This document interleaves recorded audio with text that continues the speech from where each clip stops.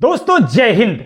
पहले श्रीलंका, उसके बाद म्यांमार, बांग्लादेश और अब नेपाल, इन सभी छोटे छोटे पड़ोसी देशों में लगातार तख्तापलट हो रहे हैं।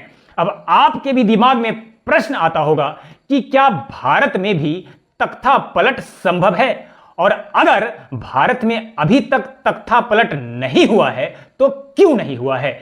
आपको बता दें कि भारत में अभी तक तख्तापलट नहीं हुआ और आगे भी असंभव है। इसका एक नहीं कई कारण है।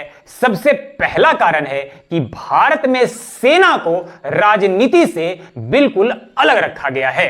भारत में तीनों सेनाओं के प्रमुख के ऊपर रक्षा मंत्री को रखा गया है। वे रक्षा मंत्री जिनका सैन्य क्षेत्र से कोई संबंध नहीं होता है, वे सत्ताधारी पार्टी के नेता होते हैं। गृह विभाग के सूचना और रक्षा मंत्री के आदेश के बिना भारत में सेना का अनचाही जगहों पर मूवमेंट नहीं हो सकता है।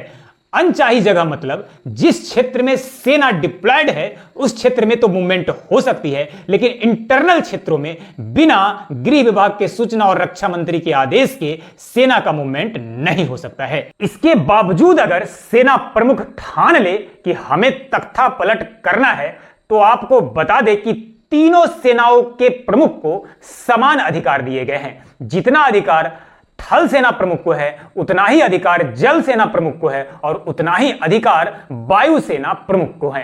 यह जरूरी नहीं है कि तीनों सेनाओं के प्रमुख एक साथ तख्तापलट के लिए तैयार हो जाए। अगर इनमें से थल सेना तख्तापलट के लिए तैयार हो जाती है तो सरकार वायु सेना और जल सेना के द्वारा इन्हें न्यूट्रलाइज कर सकती है। अगर मान लेते हैं कि यहां से भी बात आगे निकल गई और ये तीनों तैयार हो गए, तो आपको बता दें कि भारतीय सेना को 7 कमांड में बांटा गया है और इन 7 कमांड के अधिकारी अलग अलग होते हैं। जो सेना प्रमुख यानी कि जनरल होता है उससे 2 से 3 साल ही जूनियर होते हैं। तो ये और इन 7 कमांड के जो हेड होते हैं उनका सरकार से और रक्षा मंत्री से हमेशा वार्ता होते रहता है। तो यह जरूरी नहीं है कि 7 कमांड एक साथ मान जाए तख्तापलट के लिए।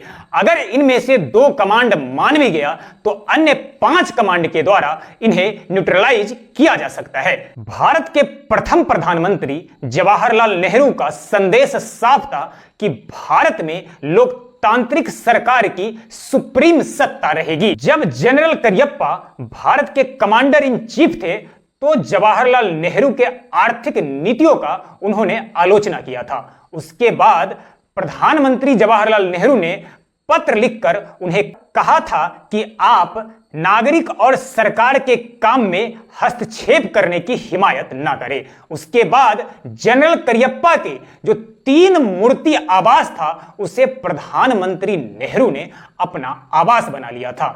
उन्हें पहले से एहसास था कि ऐसा कुछ भविष्य में ना हो, इसके लिए उन्होंने पहले ही कोई कसर नहीं छोड़ा था। उनका संदेश साफ था कि भारत में लोकतांत्रिक सरकार की सुप्रीम सत्ता होगी। तो दोस्तों भारत में अभी तक तख्तापलट नहीं हुआ है और आगे भी असंभव है।